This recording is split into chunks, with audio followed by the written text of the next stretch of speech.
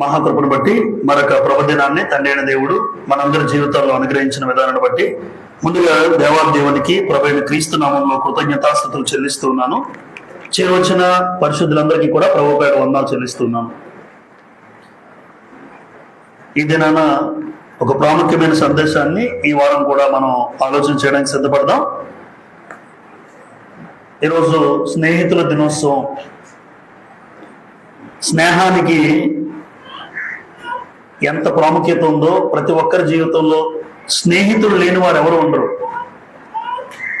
School times మొదలుకొని college కానీ school కానీ ఈ రోజు వరకు పెద్దలైనా ప్రతి ఒక్కరికి వయసు బట్టి తేడా లేకుండా ప్రతి ఒక్కరికి కూడా స్నేహితుడు లేదా స్నేహితులు ఉంటారు.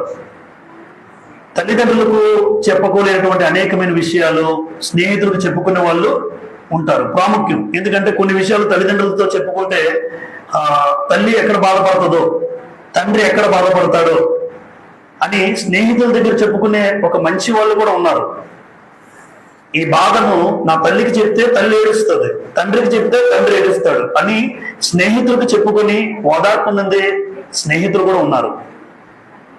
కాబట్టి ఈరోజు ప్రాముఖ్యంగా లోకములో లేదా గ్రంథంలో స్నేహాన్ని గురించి రాయబడిన మాటలు ఏంటి, స్నేహం అంటే ఏంటి, ఈరోజు స్నేహం ఎలా ఉంది, గ్రంథములో ఎవరైనా స్నేహాన్ని చూపించిన వాళ్ళు ఎవరైనా లేఖనాల్లో ఉన్నారా, అలాంటి వారి నుంచి ఏం పాఠం నేర్చుకోబోతున్నాం ఈ రోజున మనందరము అన్నది ప్రాముఖ్యం. ఆ రీతిగానే నిజమైన స్నేహితుడు ఎలా ఉంటాడో కూడా చెప్తాను చివరిగా. నిజమైన స్నేహితుడు ఎలా ఉంటాడు? స్నేహం చేయొద్దని ఎవరు కోరుకోరు, స్నేహితులు వద్దని ఎవరు అనరు. అయితే ఆ స్నేహం చేసే వ్యక్తి ఎలాంటి వాడో ఖచ్చితంగా తెలుసుకుని స్నేహం చేయాలి. ఇది పెద్దలుగా తల్లిదండ్రులుగా పిల్లలకు చెప్పే విషయం. ఈరోజు స్నేహం అంటే ఏంటి, వాస్తవానికి స్నేహం అంటే ఏంటి అంటే చాలా మంది స్నేహాలు ఎలా ఉంటాయంటే ధనం ఉందనుకోండి, ధనం ఉన్నంత వరకు కూడా వాళ్ళతో బాగా ఉంటారు. ధనం గాని అధికారం గాని ఆస్తులు గాని అంతస్తులు గాని హోదా గాని ఇటువంటి వారు ఎక్కువ శాతం నేను చూసిన స్నేహాలు ఉన్నాయి. ఒక్కసారి అధికారం పోతే వాళ్ళు ఎవరో కూడా తెలియదు మనకి. ధనం ఉన్నంత వరకు కూడా బెల్లం చుట్టూ ఏగలా చీమలా ఏదో ఒకటి. బెల్లం చుట్టూ ఎలా ఉంటారో అలా ఉంటారు. బెల్లం లేదనుకోండి ఏ ఈగలు లేవు, ఏ చీమలు లేవు. ధనం అధికారం ఆస్తులు అంతస్తులు హోదా కూడా ఉన్నప్పుడు నీ చుట్టూ 10 మంది తిరుగుతూ ఉంటారు. అవేమీ లేవనుకోండి, నీ వల్ల వాడికి పైసా ఉపయోగం లేకపోతే నువ్వు కూడా ఎందుకు వాడికి ఉపయోగపడవు. అలాంటి స్నేహాలు ఈ రోజున కారణం ఏంటి అంటే వాళ్ళు ధనాన్ని బట్టో అధికారాన్ని బట్టో అంతస్తులు బట్టో ఆస్తులు బట్టో హోదాను బట్టో స్నేహం చేస్తున్నారు అంతే. వాస్తవానికి స్నేహము అంటే 2 హృదయాలు కలవాలి. ఆ వ్యక్తి హృదయము నీ వ్యక్తి హృదయం, ఆ వ్యక్తి ఆలోచన విధానము నీ ఆలోచన విధానం, ఆ వ్యక్తి ఎటువంటి నిర్ణయాలు నీ నిర్ణయాలు, అంటే ఇద్దరికి కూడా హృదయాలు కలిస్తే అది స్నేహం. సమూయేలు మొదటి గ్రంథం 18వ అధ్యాయం. సమూయేలు మొదటి గ్రంథం 18వ అధ్యాయం. స్నేహానికి నిర్వచనం రాస్తుంది, అక్కడ చదువుదాం. సమూయేలు మొదటి గ్రంథం 18వ అధ్యాయం ప్రారంభ వచనం చదువుతాను. దావీదు సౌలుతో మాట్లాడేట చాలించినప్పుడు యోనాతాను హృదయము దావీదు హృదయముతో కలిసిపోయేను. ఏదో కూరలో ఉప్పు కలిసిపోయినట్టు చెప్పారు కదా. కూరలో ఉప్పు కలిసిపోతే కనబడుతుందమ్మా? కనబడదు. అంటే దావీదు హృదయము లేదా యోనాతాను హృదయం ఎవరి హృదయంతో కలిసిపోయింది? దావీదు హృదయంతో. అంటే హృదయాలు కలిసాయి. యోనాతాను దావీదు చదువుతో మధ్యలో మరలా వాళ్ళిద్దరి గురించి. అంటే దావీదు హృదయం యోనాతాను హృదయం కలిసిపోయాయి. దావీదు ఎటువంటి ఆలోచన కలిగి ఉన్నాడో, దావీదు హృదయం దేవుని విషయంలో ఎలా ఆలోచిస్తాడో యోనాతాను కూడా అలాగే ఆలోచిస్తాడు. దావీదు భక్తి విషయంలో ఎలా ఉంటాడో యోనాతాను కూడా అలాగే ఉంటాడు. దావీదు విశ్వాసం ఏంటో యోనాతాను విశ్వాసం అలాగే ఉంటుంది. అమ్మ అప్పుడే స్నేహం కుదురుతుంది. మీరు చూడండి కావాలంటే. లేదు ఇలా స్నేహాలు కుదిరాయి అనుకోండి కలకాలం నిలబడవు, ఇది గ్యారంటీ. ఇలా స్నేహాలు ఉంటే కలకాలం నిలబడు. కానీ నీ స్నేహము నిజంగా హృదయపూర్వకంగా నేను ఎలా ఉండాలని ఇష్టపడతాడో ఆ వ్యక్తి కూడా అలాగే ఉంటే మీరు కలకాలం స్నేహాలుగా ఉంటారు. ఈరోజు చూడండి, మనం స్నేహితులుగా ఉన్నటువంటి అనేక మంది చాలా మంది స్నేహాలు దూరం అయిపోతాయి. ఎందుకు అంటే వాడు ఏదో ఆశించి నీలో ఏదో కోరుకొని దాన్ని బట్టి నీతో స్నేహం చేసి ఉండొచ్చు. ఈరోజు ఒక్కసారిగా నీలో అది లేకపోయినసరికి నీకు దూరం అవుతాడు. అందుకే స్నేహము అంటే హృదయాలు కలవాలి. 2 హృదయాలు కలిస్తేనే ఆ స్నేహం కలకాలం నిలబడుతుంది, చనిపోయే వరకు. చనిపోయే వరకు. కొందరు మీ స్నేహితులు మీలో ఉండొచ్చు, ప్రాణ స్నేహితులు అనుకుంటారా, మళ్ళీ ప్రాణ స్నేహితులు అంటే అర్థం చెప్తాను నేను లాస్ట్లో. కాబట్టి స్నేహితులు ఉండడం మంచిదే, కానీ శ్రేష్టమైన స్నేహం ఏంటంటే రెండు హృదయాలు కలవాలి. నా భక్తి, నా విశ్వాసం, దేవుని కోసం నేను ఎలా అనుకుంటున్నానో వేరే వ్యక్తి అలా అనుకుంటేనే నాకు ఆ వ్యక్తికి కుదురుతుంది. లేదు ఆ వ్యక్తికి అవి లేవనుకోండి, నేను ఆ వ్యక్తితో స్నేహం చేయలేను, నేను ఆ వ్యక్తితో అటాచ్డ్గా ఉండలేను. ఎందుకంటే దావీదు ఎలా ఆలోచిస్తాడో యోనాతాను కూడా సేమ్. దావీదుకు ఏ మాత్రం తగ్గిపోడండి యోనాతాను, కానీ యోనాతాను ఎవరు గమనించరు. లేఖనాలు చదువుతున్నప్పుడు యోనాతాను ఒక మంచివాడిగా చూస్తారు, కానీ దావీదు విశ్వాసం ఎంత గొప్పదో యోనాతాను విశ్వాసం కూడా అంతే గొప్పది. ఏ మాత్రం దావీదుకి తీసుకోడు యోనాతాను. కాకపోతే ఎందుకు కనుమరుగైపోయాడు అంటే తండ్రి అయిన సౌలును బట్టి. వాస్తవానికి సౌలు తర్వాత రాజు ఎవరు అవ్వాలి? యోనాతాను అవ్వాలి, ఎందుకంటే రాజు కుమారుడు అవ్వాలి. కానీ దావీదు అయ్యాడు, అది దేవుని ఎంపిక. అయినప్పటికీ కూడా యోనాతాను మంచి హృదయం కలిగిన వాడు. చూడండి, రోజున స్నేహము అంటే రెండు హృదయాలు కలవాలి, ఇద్దరు భావాలు, ఇద్దరు మనస్ఫూర్తిగా ఒకే ఆలోచనతో ఉంటే, దేవుని విషయంలో అయినా ఇంకే విషయంలోనైనా ఇద్దరిది ఒకే భావాలు కలిస్తేనే వాళ్ళిద్దరూ కలకాలం ఉంటారు. లేదంటే మీ స్నేహాలు కలకాలం ఉండవు. నెంబర్ 2, ఈ రోజు స్నేహాలు ఎలా ఉన్నాయో చెప్పమంటారా? ఈ రోజు స్నేహాలు ఎలా ఉన్నాయంటే చూడండి, ఇర్మియా గ్రంథం 20వ అధ్యాయం, ఇర్మియా గ్రంథం 20వ అధ్యాయం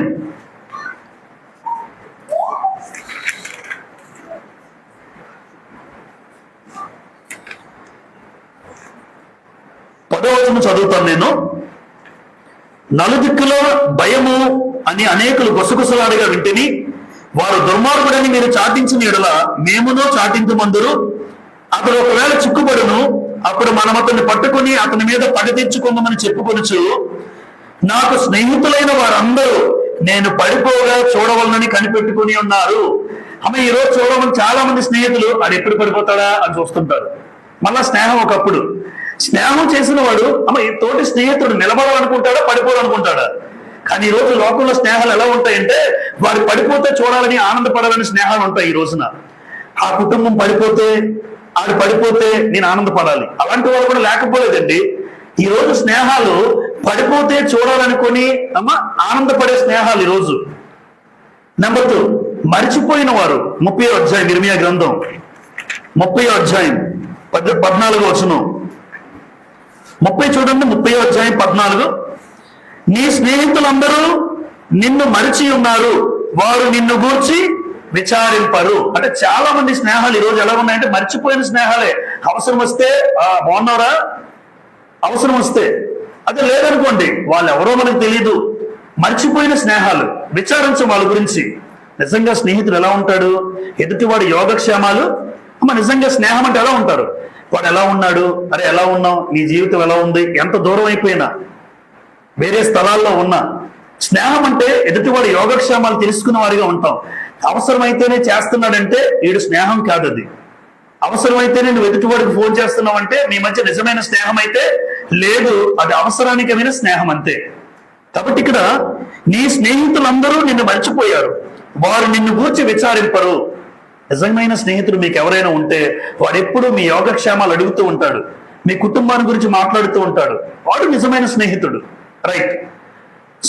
ఈరోజు క్షమించండి, స్వార్థపూరితమైన స్నేహాలు ఉన్నాయమ్మా, స్వార్థంతో కూడినటువంటివి. స్వార్థంతో స్నేహం చేస్తాడు, ఏదో ఆశించి స్నేహం చేస్తాడు. వాడి వల్ల నాకు పని అవుతుందంటే, వాళ్ళ నాన్న అధికారంలో ఉన్నాడు, వాడి వల్ల నాకు పని అవుతుంది కాబట్టి ఇప్పుడు వాడితో నేను ఫ్రెండ్షిప్ చేసుకోవాలి, వాడు ఏమైనా నాకు ఉపయోగపడతాడంటే, అంటే ఇదే రకమైన స్నేహాలు స్వార్థపూరితం. ఈ రోజు ఉన్న స్నేహాలు ఇవే. నువ్వు పడిపోతే ఆనందపడే వాళ్ళు ఉన్నారు, నిన్ను మర్చిపోయిన వాళ్ళు ఉన్నారు, నీ వల్ల మేలు పొందుకున్నా. ఈ రోజు నీతో తిరుగుతున్నాడంటే ఒకసారి గుర్తుపెట్టుకో, వాడు ఏదైనా హృదయపూర్వకంగా నీతో ఉన్నాడా, ఏదైనా ఆశించి నీతో ఉన్నాడా, అంటే స్వార్థపూరితమైన స్నేహాలు. ఈరోజు నువ్వెలా ఉన్నావు, మనం ఎలా ఉన్నాం? ఒకసారి నాకు ఫ్రెండ్స్ ఉన్నారు, నేను వాడితో ఫ్రెండ్షిప్ చేస్తున్నప్పుడు నాకున్న స్నేహితులు బట్టి నేను స్వార్థంగా వ్యవహరిస్తున్నానా? ఒకసారి నాకు నేను పరీక్ష చేసుకోవాలి. ఎందుకంటే నా స్నేహంలో స్వార్థం ఉందా? దేవుడు తన పిల్లలుగా, క్రైస్తవ బిడ్డలుగా ఎవరికి కూడా స్నేహంలో ఏముండకూడదు, స్వార్థం ఉండకూడదు. స్వార్థం ఎప్పుడు ఉండకూడదు. రైట్. ఈరోజు బైబిల్ గ్రంథంలోకి వెళ్తున్నాను. యోబుకి స్నేహితులు ఎంతమంది? ముగ్గురు. ఎలీఫజు, జోఫరు, బిల్దదు, ముగ్గురు స్నేహితులు ఉన్నారు. ఈ ముగ్గురు స్నేహితులు వాస్తవానికి ప్రాణ స్నేహితులు యోబు గారికి. ఎంతో మంది ఉన్నారు, కానీ ముగ్గురు బెస్ట్. మనందరికీ కదా చాలా మంది స్నేహాలు ఉంటాయి, కానీ నాకంటూ బెస్ట్ ఉంటారా? ఎవరో ఒకరు బెస్ట్. అందుకే యోబు గారికి బెస్ట్. యోబు ఆస్తిని కోల్పోయాడు, ఆరోగ్యాన్ని కోల్పోయాడు, కుటుంబాన్ని కోల్పోయాడు, బిడ్డలు కోల్పోయాడు.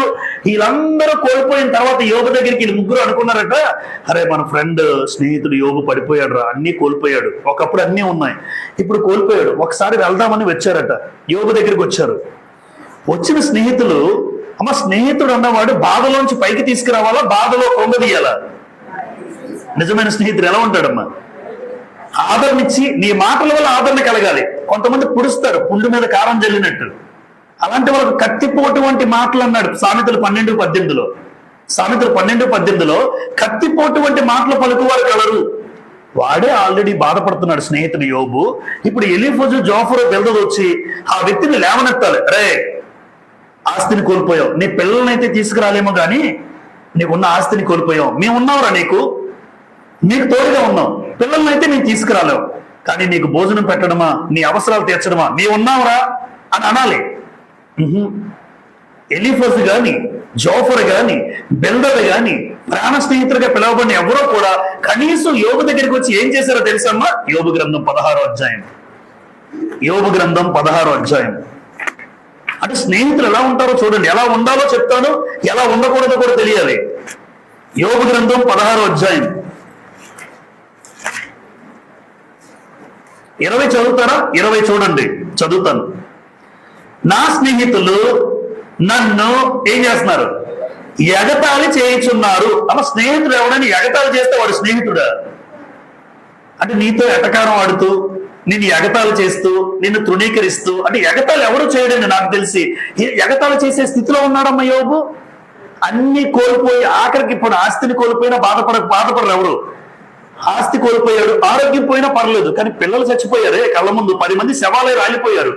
ఇంటి ముందు 10 మంది శవాలు ఉన్నాయి. 10 మంది శవాలు ఉంటే ఆ ఇంటికి వచ్చినటువంటి ముగ్గురు ఎగతాళి చేస్తే ఏమైనా బాగుంటుందా? కానీ స్నేహం ఎగతాళి చేసేవాడు స్నేహితుడా అని అడుగుతున్నాను నేను ఈ రోజున. ఒకవేళ మీ జీవితంలో కూడా ఎవడైనా ఎగతాళిగా మాట్లాడితే వాడు స్నేహితుడు కాడు. నిన్ను ఆదరించేవాడు, మాటల చేత నిన్ను లేవనెత్తేవాడు, నిన్ను ధైర్యపరిచేవాడు, నీకు ప్రతి విషయంలో సహకరించేవాడు నీ స్నేహితుడు అయి ఉండాలి తప్ప ఎగతాళి చేసేవాడు స్నేహితుడు. కానీ గ్రంథంలో రాయబడింది వీళ్ళు ముగ్గురు కూడా యోబు గారికి బెస్ట్ ఫ్రెండ్స్. మరి ఏ రకంగా అయ్యారో నాకు తెలియదు, కానీ గ్రంథంలో రాయబడలేదు. కానీ ఎలీఫజు, జోఫరు, బిల్దదు యోబు గారికి ప్రాణ స్నేహితులు. అంటే ఒకటి అర్థమైంది, ఆయన దృష్టిలో ప్రాణ స్నేహితులే, కానీ వీళ్ళు మాత్రం ఆయన అలా చూడలేదు. యోబు భక్తుడు గనుక నాకున్న స్నేహంలో ఈ ముగ్గురిని, వాస్తవానికి చివరిగా 42వ అధ్యాయంలో ఏం జరుగుతుందో తెలుసమ్మా? వీళ్ళు ముగ్గురు ప్రాణాపాయంలో ఉంటే యోబే ప్రార్థన చేస్తాడు. ఎలీఫజు, జోఫరు, బిల్దదు చనిపోవాలని దేవుడి నిర్ణయం, చంపాలనుకుంటాడు దేవుడు. యోబు ప్రార్థన చేస్తే యోబు ప్రార్థన ఆలకించి వాళ్ళ ముగ్గురిని విడిచిపెడతాడు దేవుడు. అది స్నేహితుడు. అరే మీరు నన్ను సూటిపోటి మాటలతో బాధ పెట్టినా నేను మీకోసం ప్రార్థన చేస్తాను, అది యోబు. అది నిజమైన క్రైస్తవుడు. మీరు నన్ను ఎంత బాధ పెట్టండి, దుఃఖ పెట్టండి, ఇబ్బంది పెట్టండి, మీ ప్రాణం కోసం నా ప్రాణం అడ్డేసి మీకోసం ప్రార్థన చేశాడు. నిజంగా చివరి అధ్యాయంలో ఎలీఫజు, జోఫరు, బిల్దదు యోబు ప్రార్థన చేయకపోతే వారు ఉండరు. ఇదే గుర్తుపెట్టుకుంటే యోబు ఒకవేళ అరే మీరు నన్ను ఎగతాళి చేశారు అప్పుడు అని యోబు అని ఉంటే మనం అంటాం అలాగా. మీరు నన్ను ఎగతాళి చేశారు, కానీ ఆయన ఎగతాళికి గురైనా కనీసం స్నేహితులు, అది నిజమైన స్నేహం అంటున్నాను గ్రంథంలో. మాటలతో ప్రాణాన్ని ఏం చేశారు వీళ్ళు? అబ్బా ఎంత విసిగించారు తెలుసా యోబు గారిని. నువ్వేదో పాపం చేస్తావు యోబు, అందుకే నీ పిల్లలు చనిపోయారు అని కళ్ళ ముందంటే ఎలా ఉంటుంది?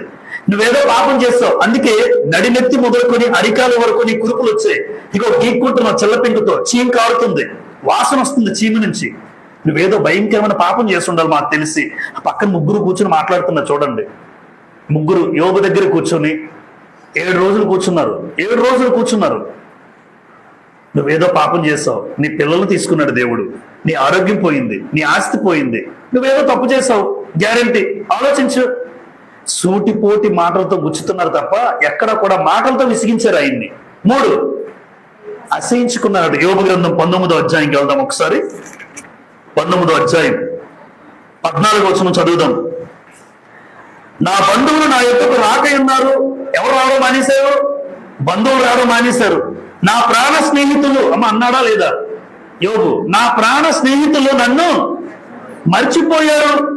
19, నా ప్రాణ స్నేహితులందరికీ నేను అసహ్యుడినైతిని. ఏమైపోయాయిన? అసహ్యుడైపోయాడట, మర్చిపోయారు. 21, దేవుని హస్తము నన్ను మొత్తి ఉన్నది, నా మీద జాలిపడుడి, నా స్నేహితులారా నా మీద జాలిపడుడి. ఎంత బాగా అడుగుతున్నాడండి. అరే మేము ముగ్గురు వచ్చారు కదా నా దగ్గరికి, ప్లీజ్ దయచేసి నా మీద జాలిపడండి. నా స్నేహితులారా నా మీద జాలిపడండి. వీళ్ళు ఎక్కడ స్నేహితులు? నేను కూర్చోడానికి వచ్చారు. నువ్వు స్నేహితులుగా అనుకుంటున్నావు యోబు గారు, ఆయన అనుకుంటున్నాడు నా ప్రాణ స్నేహితులు వీళ్ళందరూ. ఇగో ఆయనకైతే ఉంది, కానీ వాళ్ళ ముగ్గురికి లేదు. ఈరోజు స్నేహాలు ఎలాగే ఉన్నాయి. మనం ఎదుటివాడి మీద స్నేహం చూపించినా వాళ్ళు మళ్ళీ ఎప్పుడు పడిపోతామా, ఎప్పుడు ఆనందిద్దామా అని ఆలోచించే జాబితా కూడా చాలా మంది ఉంటారు.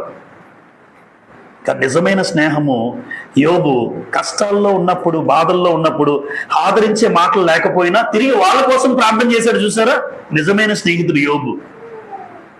లోకంలో నిజమైన స్నేహానికి అర్థం చూపించాడు యోబు. సామెతల గ్రంథం 19వ అధ్యాయం, సామెతల గ్రంథం 19వ అధ్యాయం 4వ వచనం చదువుతాం చూడండి. ధనము గలవానికి స్నేహితులు అధికముగా ఉండరు, దరిద్రుడు తన స్నేహితులను పోగొట్టుకునను. అమ్మ ఏడున్న వాళ్ళకి స్నేహితులు ఉంటారు ఎక్కువ మంది, గ్యారంటీ. ధనము గలవానికి స్నేహితులు. ఒకప్పుడు యోబు ఎలాంటి వాడు తెలుసా? వీళ్ళెందుకు పనికిరారు. ఒకప్పుడు యోబు ఎలాంటి వాడు అంటే, ఒక దిక్కంతట్లో, తూర్పు దిక్కంతట్లో ధనవంతుడు ఎవరు? యోబు. ధనవంతుడు కాబట్టి ఎంతమంది అయినా స్నేహాలు ఉంటారు. ధనము గలవానికి స్నేహితులు అధికంగా ఉంటారు. దరిద్రుడు ఏమవుతాడు? స్నేహితులను 7వ వచనం అక్కడే, బీదవాడు తన చుట్టములందరికీ అసహ్యుడు, అట్టి వానికి స్నేహితులు మరి దూరస్తులు ఎవరు? బీదవాడికి ఎవరమ్మా స్నేహితులు ఉంటారు? ఈ రోజు మన కుటుంబాల్లో అయినా ఎవరైనా బీదవాడికి స్నేహంగా ఉన్నామా? ఎవరైనా వాడు ఏమీ లేనివాడు, ఎంతో అవసరతలో ఉన్నాం, అలాంటి వాడికి స్నేహం ఉండదు. మనకన్నా ఎప్పుడు కూడా ఎలా ఉంటామంటే, మన ఆలోచన ఎలా ఉంటుందంటే, మనుషుల సైకాలజీ, నాకన్నా గొప్పవాడితో స్నేహం చేయాలి. అవునా కాదా? మీరు ఆలోచించండి. నాకన్నా గొప్పవాడితో స్నేహం చేయాలి. ఎస్ఐ కొడుకు వాడు అవసరం ఉంటుంది, సిఐ కొడుకు వాడు అవసరం ఉంటుంది, వాడితో స్నేహం చేయాలి. నాకన్నా చిన్నవాడితో స్నేహం చేసి, అంటే చిన్నపాటి ఉద్యోగులతో లేదా ఉద్యోగం లేని వాళ్ళతో స్నేహం చేయడు. ఈరోజు సైకాలజీ చేయడు, ఎందుకంటే వాడి వల్ల ఏం రాదు, ఉపయోగం లేదు. అంటే బీదవాడు చుట్టాలకు కూడా అసహ్యుడేనట, చుట్టాలు కూడా వాడి ఇంటికి రాడు.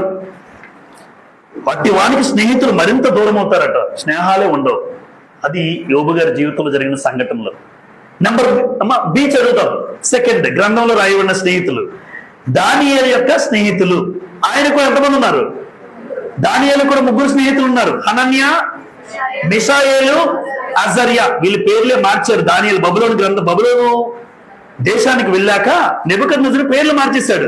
షద్రక్, మేషాక్, అబేద్నెగో. కానీ ఒరిజినల్ నేమ్స్ ఇవే హీబ్రూ పేర్లు. కానీ బబులోను దేశానికి వచ్చిన తర్వాత వీళ్ళ పేర్లు మార్చేశాడు. హనన్యాకేమో ఎలా పెట్టాడు? షద్రకు, మేషాకు, అబేద్నెగో అని పేర్లు పెట్టాడు. అంటే దానియేలుకు ఎంతమంది స్నేహితులు ఉన్నారు? కానీ ఎలాంటి వాళ్ళు చూడండి. నిజమైన స్నేహం దానియేలు ఎలా చేశాడో చూడండి ఒకసారి. దానియేలు గ్రంథం 2వ అధ్యాయం, దానియేలు గ్రంథం 2వ అధ్యాయం. ఒక స్నేహితుడు ఎలా ఉంటాడో దానియేలు చూపించాడండి, ఒక అర్థాన్ని చూపించాడు. యోబు ఎలాగైతే ఉన్నాడో దానియేలు కూడా చూడండి. 2వ అధ్యాయం, దానియేలు గ్రంథం 2వ అధ్యాయం 17-18 చదువుతాను. అప్పుడు దానియేలు తన ఇంటికి పోయి తన స్నేహితులైన హనన్యాకును, మిషాయేలుకును, అజర్యాకును సంగతి తెలియజేసి 18, తానును తన స్నేహితులను బబులోనులో తక్కిన జ్ఞానులతో కూడా నశింపకుండినట్లు ఆ కళ యొక్క మర్మ విషయములో పరలోకమందున్న దేవుని వలన కటాక్షము పొంది నిమిత్తమై ఆయనను వేడుకొనడని వారిని ఏం చేశాడమ్మా? హెచ్చరించాడు. బతిమాల గురించి చెప్పలే. అంటే దానియేలు భక్తి జీవితంలో ఒక ఉన్నతమైన స్థితిలో ఉన్నవాడే. భక్తిలో ఉన్నతమైన స్థితిలో ఉన్నవాడు.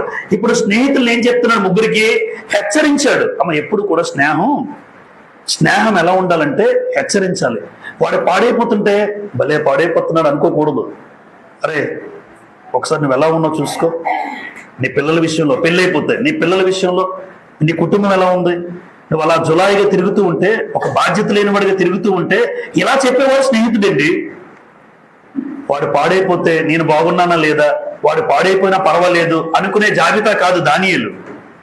ఈ హనన్య, మిషాయేలు, అజర్య దగ్గరికి వచ్చి దానియేలు నెబుకద్నెజరుకి కళ వచ్చింది. ఇప్పుడు ఆ కలభావం చెప్పాలి. కలభావం మనకి ఎవరికి తెలియట్లే. కాబట్టి మనం అందరం ఏం చేయాలి అంటే ప్రార్థన చేద్దాం. ప్రార్థన ఖచ్చితంగా మీరు చేయాలి అని హెచ్చరించాడు ముగ్గురిని.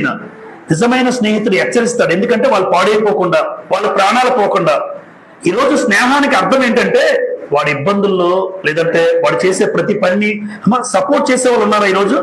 అరే నువ్వు వేరే చేయరా, అది చేసింది మంచో కాదో కాదు, మంచి అయితే చెయ్యు, కానీ చెడైతే హెచ్చరించిన స్నేహితులు ఎంతమంది ఉంటారు ఈరోజు? తక్కువ మంది. ఎందుకంటే నువ్వు హెచ్చరిస్తే ఆడు ఎక్కడ దూరం అయిపోతాడో, ఆడు ఎక్కడ మాట్లాడడం మానేస్తాడో.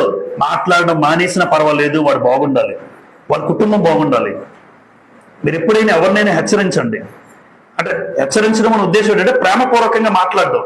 అది నువ్వు చేస్తుంది మంచిది కాదురా, నువ్వు ఇలా చేయడం బాగోలేదు, దీనివల్ల పర్యవసానం ఫలితం ఇలా ఉంటుంది అని వాడికి చిన్న సలహా ఇవ్వండి. అలా చెప్పడం నిజమైన స్నేహితుడు చేసే పని. నువ్వేం చేసినా సపోర్ట్ చేస్తే అది స్నేహం అయితే కాదు. ఇప్పుడు దానియేలు స్నేహితులు ముగ్గురిని కూడా హెచ్చరించాడు, ప్రార్థనలో ఉండండి మీరు, నేను ఉంటాను, మీరు ప్రార్థనలో ఉండండి, లేకపోతే మీ ప్రాణాలకే ప్రమాదం అని మొట్టమొదటి హెచ్చరిక. ఖచ్చితంగా ఉంటామన్నారు ముగ్గురున. ఎందుకంటే దానియేలు ఉన్న భక్తిని బట్టి వీళ్ళు ముగ్గురు ఆలకించారు, ఉంటారు, ప్రార్థన చేశారు. మరొక విషయం చూడండి, రెండో విషయం, హనన్య, మిషాయేలు, అజర్య ఈ ముగ్గురు దానియేలుకి ఎవరు? వాళ్ళని పైకి తీసుకొచ్చే ప్రయత్నం చేస్తాడు. ఇది స్నేహం. కిందకు తొక్కేస్తారు మనోళ్ళు, కిందకు తొక్కుతారు. ఈడే బాగుండాలి, ఇంకెవ్వరు పైకి రాకూడదు. దానియేలు స్నేహం అంటే అది కాదు. చూడండి 2వ అధ్యాయం 46. అంతటి రాజు నెబుకద్నెజరు దానియేలుకు సాష్టాంగ నమస్కారం చేసి అతన్ని పూజించి నైవేద్య ధూపములు అతనికి సమర్పింప ఆజ్ఞాపించాను. రాజు నెబుకద్నెజరు ఏం చేశాడమ్మా? నెబుకద్నెజరు వచ్చాడు, దానియేలు మీద సాష్టాంగ నమస్కారం పడిపోయాడట. దానియేలుకి నమస్కారం చేసేసాడు. బాబు మీ దేవుడు ఎంత గొప్పోడా, మీ దేవుడు ఎంత గొప్పోడా అని దానియేలుకి సాష్టాంగ నమస్కారం చేశాడు. దానియేలు ఏం చేశాడు చూడండి 48. అప్పుడు రాజు దానియేలును బహుగా హెచ్చించి అనేక గొప్ప దానములు ఇచ్చి అతనిని బబులోను సంస్థానం అంతటి మీద అధిపతిగాను బబులోను జ్ఞానులందరిలో ప్రధానిగాను నియమించాను. దానియేలు పొజిషన్ మారిందా? దానియేలు బానిసగా వెళ్ళాడు. వాస్తవానికి బానిసగా వెళ్ళిన వాడు ఇప్పుడు ప్రధానమంత్రి హోదాలో కూర్చోబెట్టాడు, దేవుడు కూర్చోబెట్టాడు. కానీ కూర్చోబెట్టింది నెబుకద్నెజరు. దానియేలు ఒక స్థాయికి వెళ్ళిన తర్వాత నాకు ఎవరైనా స్నేహితులు గుర్తొస్తారా? నాకైతే రారు. ఇది మన జీవితం. కానీ నేను ఈ స్థాయిలో ఉన్నాను, కరెక్టే, నాకు ముగ్గురు స్నేహితులు ఉన్నారు, వాళ్ళు కూడా ప్రార్థన చేశారు, ఇప్పుడు వాళ్ళను కూడా పైకి తీసుకురావడానికి ప్రయత్నం చేస్తున్నాడు. చూడండి 49. జ్ఞానులందరిలో ప్రధానిగాను నియమించను. అంతట దానియేలు రాజు వద్ద మనవి చేసుకునగా రాజు శద్రకు, మేషాకు, అబేద్నెగో అయిన వారిని బబులోను సంస్థానం మీద విచారణకర్తలుగా నియమించాను. నేను ఒక్కడనే కాదు, నా స్నేహితులు కూడా పైకి లేవాలి. ఇది స్నేహం. నేను బాగున్నానా? అయితే నీకు అనుకుని నీకు నమ్మకంగా ఉన్న వాళ్ళు కూడా పైకి తీసుకురావడానికి ప్రయత్నం చేయాలి. ఇది స్నేహం. కానీ మనం స్థాయిలోకి వెళ్ళిపోయిన తర్వాత ఇంకెవ్వరు గుర్తుండరు. నేను బాగున్నానా, నా స్థాయి బాగుందా, మిగతా వాళ్ళు నాకు అనవసరం. అలాంటిది స్నేహం కాదు. దానియేలు చూపిస్తున్నాడు ఒక మాదిరి. నేను ఒక స్థాయిలో, అద్భుతమైన స్థాయిలో దేవుడు నన్ను కూర్చోబెట్టాడు. అయితే స్నేహానికి అర్థం చూపించాడు దానియేలు. ఒక మనవి అంటే ఏమనుకుంటున్నారు? సార్ నాకు ముగ్గురు స్నేహితులు ఉన్నారు, నెబుకద్నెజరు రాజుతో చెప్తున్నాడు మనవి. ఈ ముగ్గురు కూడా ఈరోజు నేను ఇలా ఉండడానికి కారణం, ఆ కలభావం మీకు చెప్పడానికి కారణం, వీళ్ళు కూడా నాకు సహాయం చేశారు, దయచేసి వాళ్ళని కూడా అని చూడండి. ఓకే, నువ్వు చెప్పావు కదా, విచారణకర్తలుగా నియమించాడట బబులోను సంస్థానం మీద. స్నేహితులు కూడా పైకి వచ్చారు. ఇది స్నేహం, నిజమైన స్నేహం. దానియేలు ఒక ఉన్నతమైన స్థాయికి వచ్చిన తర్వాత కింద వారిని సైతం గుర్తు పెట్టుకుని, జ్ఞాపకం పెట్టుకుని వాళ్ళని పైకి తీసుకొచ్చాడు. చూసారా, అది నిజమైన స్నేహం. మన వాళ్ళు తొక్కేస్తారు. ఎందుకంటే వాడే బాగుండాలి, వాడే సంపాదించాలి, వాడి కుటుంబమే బాగుండాలి అన్న ఆలోచన సరళ ఉంటుంది. అది స్నేహం కాదు. నువ్వు ఒక మంచి స్థాయిలో ఉంటే, ఒక అధికారి హోదాలో ఉంటే నీ స్నేహితుడు ఎవరైనా కనబడిన వాడు లేని పరిస్థితిలో ఉంటే నువ్వు ఒకవేళ పోస్ట్ వేయగలవా? వెయ్యు. వాడికంటూ ఒక జీవితం పెట్టు. అది చేశాడు దానియేలు. అది మనకు నేర్పిస్తున్నాడు పాఠం. పైగా ఈ ముగ్గురు ఎలాంటి వాళ్ళంటే ప్రార్థనా పరులు. దానియేలు చెప్పాడు ప్రార్థన చేయాలి, హెచ్చరించాడు. ప్రార్థనా పరులుగా ఉన్నారండి. ముగ్గురు ప్రార్థనా పరులే. శబ్దకు గాని, మేషకు గాని, అబేద్నెగో గాని వాళ్ళు ఏం తక్కువ కాదు నేను అంటుంది. కానీ దానియేలు అంత జ్ఞానము కలిగిన స్నేహితులు ఉండడం వాళ్ళ అదృష్టం. ఈరోజు దానియేలు లేకపోతే వీళ్ళు ముగ్గురు పైకి వస్తారమ్మా? దానియేలు లేకపోతే వీళ్ళు ముగ్గురు పైకి వస్తారా? రారు. వీళ్ళు కనబడరు. దానియేలు వల్ల పైకి లేవనెత్తబడ్డారు. అంటే స్నేహానికి దానియేలు ఎంత అద్భుతమైన నిర్వచనం చెప్పాడో చూడండి. నువ్వు పైకి తీసుకొచ్చే ప్రయత్నం చేయాలి. నీ స్నేహాన్ని, స్నేహితుల్ని హెచ్చరించాలి. వాళ్ళ యొక్క సమస్యల్లో ఉంటే, వాడు ఏదైనా తప్పుడు మార్గంలో ఉంటే, అరే నువ్వు చేస్తుంది పొరపాటు, నువ్వు అలా చేయొద్దు అని స్నేహితుడైతే హెచ్చరించు. ఇది దానియేలు నేర్పిస్తున్న పాఠం మనకి. దావీదు ఎన్నోసార్లు చదువుతాం. దావీదు యోనాతాను బైబిల్ గ్రంథంలోని బెస్ట్ ఫ్రెండ్స్, ప్రాణ స్నేహితులను రాయబడింది వీళ్ళకి కూడా. దావీదు యోనాతాను. వాస్తవానికి దావీదు ఒక గొర్రెల కాపరి, యోనాతాను రాజకుమారుడు. అమ్మ ఎవరితో స్నేహం చేయాలి? వాస్తవానికి దావీదు ఎక్కడ రాజకుమారుడు, ఎక్కడ గొర్రెల కాపరి. నేను ఆయన స్థాయి కాదు. కానీ మనకన్నా అమ్మ స్నేహం అనేది మనకన్నా గొప్ప వారితో చేస్తారా, మనకన్నా తక్కువ వారితో చేస్తామా? ఎక్కువ శాతం గొప్ప వారితోనే ఉంటుంది. మీరు చూడండి. కానీ గొప్పవాడైన యోనాతాను, రాజకుమారుడైన యోనాతాను దావీదుతో స్నేహం చేయడానికి ఇష్టపడ్డాడు. అంటే ముందు స్నేహం తీసుకొచ్చింది ఎవరు అంటే ఈయన కాదు. ఎందుకంటే ఈయన స్థాయి ఏంటో ఈయనకి తెలుసు. నేను రాజకుమారుని కాదు, నా స్థాయి యోనాతానుతో స్నేహం చేసే కాదు. కానీ యోనాతాను ఒక మెట్టు దిగి దావీదుతో స్నేహం చేయడానికి ఇష్టపడ్డాడు. సమూయేలు మొదటి గ్రంథం మరొకసారి చదువుదాం. ఇప్పుడు ప్రారంభంలో చదివాం, మరొకసారి చదువుదాం. సమూయేలు మొదటి గ్రంథం 18వ అధ్యాయం. అక్కడ చదివినప్పుడు ఎవరితో స్నేహం చేస్తారో చూడండి లిటరల్ గా. సమూయేలు మొదటి గ్రంథం 18వ అధ్యాయం ప్రారంభ వచనం చదువుతాను. దావీదు సౌలుతో మాట్లాడక చాలించినప్పుడు యోనాతాను హృదయం దావీదు హృదయముతో కలిసిపోయాను. యోనాతాను దావీదును తనకు ప్రాణ స్నేహితుడిగా భావించుకొని. దావీదు భావించాడా, యోనాతాను భావించాడా? అది అంటే ఒక గొప్పవాడు ఒక పేదవాడితో స్నేహం చేయడానికి ఇష్టపడ్డాడు. అంటే వ్యక్తిత్వాన్ని బట్టి. ఇప్పుడు వ్యక్తిత్వం అనేది డబ్బుతో రాదు. వ్యక్తిత్వం అనేది మనసుకి సంబంధించింది. వాడు డబ్బున్నా లేకపోయినా కొంతమంది మనం ఇష్టపడతాం. వాడి పేద స్థితిలో ఉన్నా వాడి వ్యక్తిత్వం నచ్చిందండి మాకు అంటాం మనం. ఆ వ్యక్తి యొక్క వ్యక్తిత్వం నచ్చింది, ఆ వ్యక్తి జీవించే విధానం నాకు నచ్చింది, అందుకే నాకు ఇద్దరు ఫ్రెండ్స్ అంటారు మనం. యోనాతాను దావీదును ప్రాణ స్నేహితుడిగా భావించుకున్నాడు. తన ఇంటికి చూడండి భావించుకున్న ప్రేమించాడు. 3వ వచనం. దావీదు తనకు ప్రాణ స్నేహితుడిగా భావించుకొని అతనిని ప్రేమించుచు యోనాతాను అతనితో నిబంధన చేసుకునెను. ఇప్పుడు వాళ్ళ స్నేహానికి ఒక నిబంధన చేసుకున్నారు. అది తర్వాత మాట్లాడతాం. కాబట్టి దావీదు యోనాతాను చాలా మంచి ప్రాణ స్నేహితులు. అయితే ఇప్పుడు యోనాతాను చేసిన మాటలు కూడా చెప్తాను. యోనాతాను దావీదు ఏం చేశాడో తెలుసామా? చూడండి ఇక్కడ చదవండి. బలపరిచాడు. సమూయేలు మొదటి గ్రంథంలోనే ఉన్నాము. సమూయేలు మొదటి గ్రంథంలోనే 23వ అధ్యాయం 23వ అధ్యాయం 16, 17 చదువుదాం. అప్పుడు సౌలు కుమారుడిని యోనాతాను లేచి వనములో ఉన్న దావీదు వద్దకు వచ్చి, నా తండ్రి అయిన సౌలు నిన్ను పట్టుకున్న జాలడు, నీవు భయపడవద్దు. 17 నీవు ఇశ్రాయేలుకు రాజు వద్దు, నేను నీకు సహకారిని వదును. ఇది నా తండ్రి అయిన సౌలుకు తెలిసి ఉన్నదని అతనితో చెప్పి దేవుణ్ణి బట్టి అతన్ని బలపరిచెను. ఇప్పుడు యోనాతాను దావీదుని ఏం చేశాడు? మా నాన్న నిన్నేమి చేయలేడు, దావీదు నువ్వేం భయపడకు, నువ్వు ధైర్యంగా ఉండు, మా నాన్న నిన్నేమీ చేయలేడు. ఒకవేళ నువ్వు ఎన్ని చేసినా నిన్ను దేవుడు తప్పిస్తూనే ఉంటాడు. ఒక రోజు నువ్వేమవుతావు తెలుసా దావీదు? నువ్వు రాజు అవుతావు, నేను నీ కిందన సహకారిని అవుతాను. కిందనే కోరుకున్నాడు. గమనించారమ్మా? వాస్తవానికి రాజు అవ్వాలి, కానీ నువ్వు రాజు అవుతావు, నేను నీ కిందనే ఉంటాను, నీకు సహకారిగా ఉంటాను, అసిస్టెంట్ గా ఉంటాను. సహకారి అంటే అసిస్టెంట్. ఏంటి యోనాతాను దావీదుకి అసిస్టెంట్? అలా ఎవరైనా మాట్లాడతారా? ఒక రాజకుమారుడిగా మనమైతే మాట్లాడు, నేను రాజు కొడుకుని నువ్వే నాకు వందన ఉండాలి అనాలి. నా కింద నువ్వే ఉండాలి. దావీదు అనలేదు. నువ్వేమో రాజు అవుతావు, నీ కింద సహకారిగా ఉంటాను, మా నాన్న నిన్నేమీ చేయలేడు, నువ్వు భయపడొద్దు, నువ్వు ధైర్యంగా ఉండు అని దేవుణ్ణి బట్టి బలపరిచాడు, ధైర్యపరిచాడు. ఇది స్నేహం. ఒక వ్యక్తిని బలపరిచి ధైర్యపరిచి నీకేమీ కాదు, అన్ని విషయాల్లో దేవుడు సహాయం చేస్తాడు, దేవుడు లేవనెత్తుతాడు అని ఎదుటివాడికి ప్రోత్సహించి ముందుకు నడిపిస్తున్నాడు. స్నేహితుడిగా ముందుకు నడిపిస్తున్నాడు. నువ్వు అయిపోయావు దావీదు, నీ పని అయిపోయింది, ఇంకా మా నాన్న నేను చంపేస్తాడు, నీకు ఇంకా తిరిగిలేదు అలా అనలేదండి. బలపరిచి ధైర్యపరిచే మాటలు చెప్తున్నాడు. చూసారా? అంటే స్నేహం అనేది యోబు దగ్గర ఒకలా ఉంది, దానియేలు విషయంలో ఒకలా కనబడుతుంది. యోబు అదే స్నేహం చూపించిన విధానం. ఇక్కడ దావీదు యోనాతాను వచ్చి స్నేహం చూడండి, బలపరుస్తూ ధైర్యపరుస్తూ చెప్తున్నాడు. వాస్తవానికి యోనాతానికి ఏమి లేదు చెప్పండి. స్వార్థం ఉన్నోడైతే నేను రాజు అవుతాను, నువ్వు నా కింద ఉంటావు అని చెప్తాడు. నేను రాజు అవుతాను, నువ్వు నా కింద ఉంటావు, నువ్వు నాకు సహకారం అవుతావు. కానీ స్వార్థం లేదండి.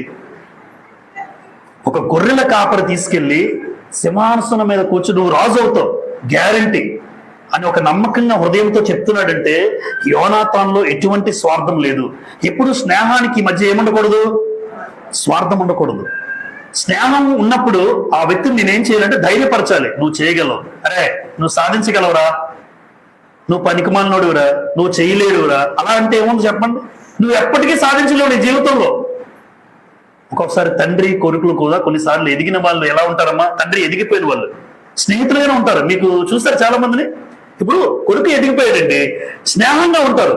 ఆ తండ్రి ఏం చేస్తాడంటే నాన్న నువ్వు చేయగలవు, ఒక స్నేహితుడిగా తన తండ్రి హోదాలో ఉన్న స్నేహం చూపిస్తూ నువ్వు సాధించగలవురా, నీ జీవితంలో ఖచ్చితంగా ఉన్నతమైన స్థాయికి వెళ్తావు, ఈ రోజు కాకపోయినా రేపైనా వెళ్తావు నాన్న, నువ్వు వెళ్ళగలవు. ఒక స్నేహితుడిగా బలపరిచి ధైర్యపరిచి మాటలే పిల్లలుగా, ఒకవేళ స్నేహితులుగా మన పిల్లలు స్నేహితులు అయి ఉండొచ్చు, స్నేహంగా తీసుకోవచ్చు. తండ్రి హోదాలో ఉంటూనే వాళ్ళని స్నేహపూర్వకంగా వాళ్ళని ఆదరిస్తూ మాటల చేత ఉన్నతమైన స్థాయికి వచ్చే విధంగా తీర్చిదిద్దాలి తల్లి తండ్రి. నువ్వు సాధించలేవు, నీకెందుకురా చదువు, నీ పని అయిపోయింది, ఎక్కడైనా జాయిన్ అయిపోరా.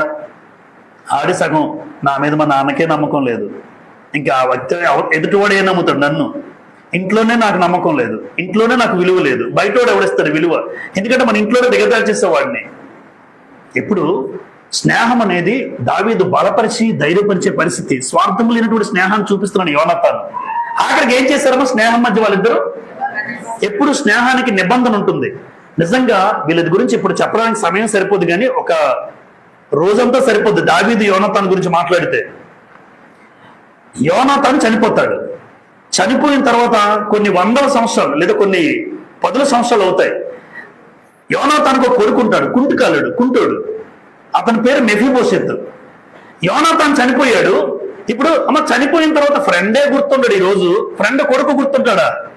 కానీ దావీదు నిబంధన చేసుకున్నాను మీ నాన్నతోనని. ఎవరైనా యోనాతానికి ఎవరైనా పుట్టిన వాళ్ళు ఉన్నారా అని వాకప్ చేశాడట, అందరిని అడిగాడట, పంపించాడట. అరే ఎవరైనా ఉన్నారు చూడండి. ఉన్నాడండి, యోనాతానికి పుట్టినవాడు కుంటోడు ఉన్నాడు, ఆ కుంటోడి పేరు మెఫీబోషెత్ అట, ఉన్నాడు, బతికే ఉన్నాడా, అర్జెంటుగా తీసుకురండి, ఎందుకంటే వాళ్ళ నాన్నతో నేను నిబంధన చేసుకున్నాను, వాళ్ళ నాన్న చేసిన సహాయం నేను ఎప్పటికీ మర్చిపోలేను, ఈ రోజు రాజుగా నేను ఉన్నానంటే కారణం యోనాతాన్. ఆ స్నేహానికి విలువ లేదు, నన్ను ప్రాణ స్నేహితుడిగా భావించి తన ప్రాణాన్ని పెట్టాడు వాళ్ళ నాన్న దగ్గర, నన్ను తప్పించడానికి ఎన్నోసార్లు ప్రయత్నం చేశాడు యోనాతాను. అలాంటి స్నేహితుడిని మర్చిపోకుండా వాళ్ళ కొడుకుని చూసుకొని ఆ కొడుకుకి ఏం చేశాడంటే ఆస్తులిచ్చి అంతస్తులిచ్చి, మెఫీబోషెత్ మీ నాన్న లేకపోయినా నేనున్నాను నాన్న నీకు, ఇగో ఇద్దరం కలిసి భోంచేద్దాం రోజున అని దావీదు బల్ల దగ్గరే ప్రతిరోజు మెఫీబోషెత్ భోజనం చేసేటట్టుగా చేశాడు దావీదు. అది నిబంధన చూడండి. అంటే ఏది జ్ఞాపకం చేసుకున్నాడంటే ఆ తండ్రి చేసింది ఎప్పుడు జ్ఞాపకం చేసుకున్నాడు, మర్చిపోలేదు. మీ నాన్న ఎంత చేశాడో, మీ నాన్న చేసే స్థాయిని నేనేమాత్రం చేయలేను అని ఆ కుంటివాడికి ఆదరించాడండి. అంటే అది నిబంధన. వాస్తవానికి ముందే చేసుకుంటాడండి యోనాతాన్, చాలా తెలివైనడు. యోనాతాన్ ఎందుకు నిబంధన చేసుకున్నాడంటే దావీదు దేవుడిని బట్టి రాజు అవుతాడు, దావీదు జీవితం ఖచ్చితంగా అద్భుతంగా ఉంటుంది, ఎందుకంటే దావీదు దేవునికి ఇష్టానుసారుడైన మనుష్యుడు. అందుకే యోనాతాన్ నిబంధన చేసుకుంటే తన కొడుకును కూడా ఆదరించాడు దావీదు. ఈరోజు స్నేహితులు ఆదరించడం గొప్ప విషయం. అమ్మ వాళ్ళ పిల్లల్ని ఎవరైనా చూస్తామేంటి? స్నేహితుడికే మనం గుర్తుందాం, కానీ స్నేహితుడు కొడుకును కూడా చూశాడంటే ఎంత స్నేహం, ఎంత నిబంధన చూడండి దావీద్ది. ఈరోజు లోకంతో కూడా ఏం చేస్తాం మనం? ఎక్కువ శాతం క్రైస్తవులైన ప్రతి ఒక్కరూ అనేక మంది జీవితాల్లో ఎవరితో స్నేహం చేస్తారమ్మా? లోకంతో, అంటే ఫ్రెండ్షిప్. యాకోబు రాసిన పత్రిక 4:4 యాకోబు రాసిన పత్రిక 4:4 చూడండి. వ్యభిచారులారా, ఈ లోక స్నేహము దేవునితో వైరమని మీరు ఎరుగరా. కాబట్టి ఎవడు ఈ లోకముతో స్నేహము చేయకూడదు వాడు దేవునికి ఏమవుతాడు? శత్రువు. అంటే లోకముతో స్నేహం చేసేవాడు దేవునికి శత్రువు. లోకముతో స్నేహం, దేవునితో స్నేహం, దేవుని యొక్క పరిశుద్ధులతో స్నేహం మంచిది, కానీ లోకముతో స్నేహం ఎక్కువ శాతం మన స్నేహితులు ఎవర్రా అంటే అన్యులే, దేవుని నమ్ముకొని పెట్టలే, వాళ్ళతోనే తిరుగుతూ ఉంటారు, వాళ్ళతోనే రాసుకుని పోసుకొని తిరుగుతూ ఉంటారు. ఎక్కువ శాతం గమనించండి, పరిశుద్ధులు కనుక పరిశుద్ధులతో ఉండకపోతే సమస్యలు వస్తాయి. అన్యులు వస్తారు, వాడు ఏదో పెడతారు, చేస్తారు, నా పిల్లలు చూస్తారు, రేపు పొద్దున అదే చేయాలంటే నీడున. ఎక్కువ శాతం వాళ్ళతో ఎప్పుడైతే రిలేషన్ మెయింటైన్ చేశానో, చిన్నప్పుడు ఉన్నటువంటి పిల్లలు ఆ కుటుంబాలు కూడా దేవుళ్ళు ఎదిగిన వాళ్ళు కాదు, దేవుని ఎరిగిన వారు కాదు, అన్ని లేని కుటుంబాలు వచ్చారు. అవి చేద్దాం, ఈ చేద్దాం, సినిమా వేయండి, వేస్తారు, రేపు పొద్దున నేను అడుగుతాడు. ఎక్కువ శాతం వాళ్ళతో ఉంటే వాళ్ళు చూసేదే. నా పిల్లల మీద ఎందుకు ప్రభావం పడదు? ఖచ్చితంగా పడుతుంది. ఇంకొక విషయం చెప్పమంటారా? లోకము సహవాసం చేసేవాడంటే ముందు దేవుడు ఎలా చూస్తాడు తెలుసా? వ్యక్తిని వ్యభిచారి అంటాడు. వ్యభిచారి అన్నం పెద్ద మాట లోకంలో. వ్యభిచారం చేస్తే వ్యభిచారి, కానీ వ్యభిచారం చేయకర్లే, నువ్వు లోకంతో ఉంటే చాలు, దేవుడిని నేనేమని పిలుస్తాడు? వ్యభిచారి. లోకస్తులతో ఉంటాను. సపోజ్ ఎవరైనా అన్యులు నాకు స్నేహితులు ఉన్నారు, హాయ్రా బాయ్రా అంతేగాని వాడు నా వ్యక్తిగత జీవితంలోకి వచ్చి నన్ను ప్రభావితం చేసే పరిస్థితి వాడికి ఇవ్వను. నేను నా భక్తి జీవితంలోకి, నా విశ్వాస జీవితంలోకి వచ్చి నా జీవితాన్ని మార్చేంత ప్రభావితం చేసే జీవితం వాడికి ఇవ్వకూడదు. హాయ్ బాయ్ అంతే, ఎనఫ్. లోకానికి అవకాశం ఇచ్చే వరకు దేవుడి దృష్టి మారిపోద్దారే, నువ్వు వ్యభిచారువురా అంటాడు దేవుడు. మనం ఒక వ్యక్తి అంటే ఊరుకుంటామేంటి, నేను వ్యభిచారినా అని గొడవకు రాము. మరి దేవుడు నిన్న అలా అంటాడు. దేవుడితో ఏముంటుంది? వైరము అన్నాడు. దేవుడితో శత్రుత్వం. దేవుడే శత్రువు అయిపోతాడు. ఎవరికి? లోకముతో స్నేహం చేసే ప్రతి ఒక్కరికి దేవుడు శత్రువు అవుతాడు. దేవుడు శత్రువు అయితే నేను కాపాడేది ఎవరు? అపవాది శత్రువైనా పర్లేదు, మీ విరోధి అయిన అపవాది అన్నదమ్మ గ్రంథంలో 1 పేతురు 5:8 మీ విరోధి అయిన అపవాది గర్జించి సింహం వలె ఎవరిని మింగుదునా అని వెతుకుతూ. నా విరోధి అపవాది అయితే పర్వాలేదు, కానీ దేవుడి విరోధి అయితే, దేవుడే శత్రువు అయితే ఎవరికి దేవుడు శత్రువు అవుతాడు? నువ్వు లోకంతో రాసుకుని పూసుకుని తిరుగుతూ లోకానికి దగ్గరగా బ్రతికితే నీకు దేవుడు శత్రువు అవుతాడు. ఆ స్నేహాన్ని దేవుడు ఇష్టపడ్డు. లోకానికి ఎంత దూరంగా ఉంటావో, లోకస్తులకి ఎంత దూరంగా ఉంటావో అప్పుడు దేవుడు నేను ఇష్టపడతాడు. దేవుడికి నువ్వు మిత్రుడు అవుతావు. అబ్రహాముకు ఉన్న పేరేదో తెలుసమ్మా? అబ్రహాముకి బిరుదు విశ్వాసులకి తండ్రి, అందరికీ తెలిసింది. అబ్రహాము దేవునికి ఎందుకు? తన ఇంటి వారిని విడిచిపెట్టాడు, తన ఊరిని విడిచిపెట్టాడు, సమస్తాన్ని విడిచిపెట్టి దేవుడు పిలిస్తే వచ్చేసాడా లేదా? ఆదికాండం 12వ అధ్యాయంలో వచ్చేసాడు. అంటే కుటుంబాన్ని విడిచి, ఊరిని విడిచి, బంధువుల్ని విడిచి అబ్రహాం వచ్చినందుకు అబ్రహాం గారిని దేవుడు ఎలా చూశాడు? యాకోబు 2:23 ఒక్కసారి పేజీ బ్యాక్ తిప్పండి.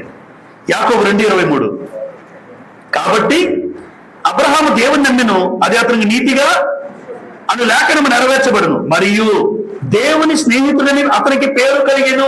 ఎవరికి స్నేహితుడు అబ్రహాము? ఎందుకు అంటే లోకానికి దూరమయ్యాడు, దేవునికి దగ్గరయ్యాడు, దేవునికి స్నేహితుడయ్యాడు.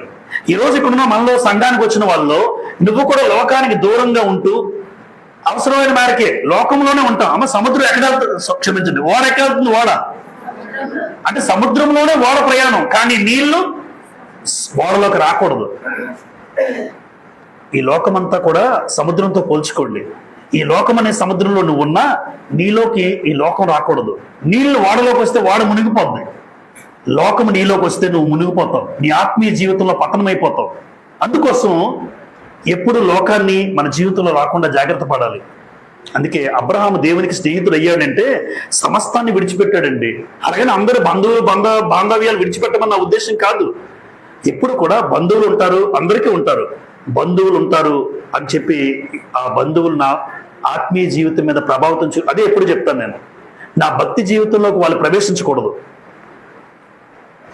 ఆరాధన మానేరా, ఆదివారం నిన్న మాట్లాడుకుంటున్నాను బయటికి వెళ్ళినప్పుడు, ఒక ఆయన రేపు చర్చికి వెళ్ళాలన్నారు. అక్కడ నేను వింటున్నాను, వాళ్ళు క్రైస్తవులే.